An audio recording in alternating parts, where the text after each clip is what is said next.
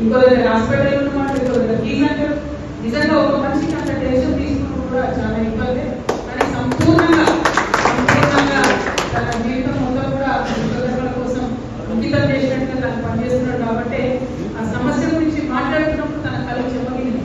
అది మామూలు విషయం కాదు. అందరికి పూర్తిగా మీద మాట్లాడేటోళ్లకు అసలు కూడా అట్లా అనిపించదు. ఆ సమస్య ఏంటి, దానికి చెప్తే దానివల్ల బాధపడుతున్నటువంటి వాళ్ళ పరిస్థితులు ఏంటి, ఆత్మహత్య చేసుకుంటున్న వాళ్ళ ఫోటోలు చూస్తే నిజంగా చాలా దారుణమైనటువంటి బాధ.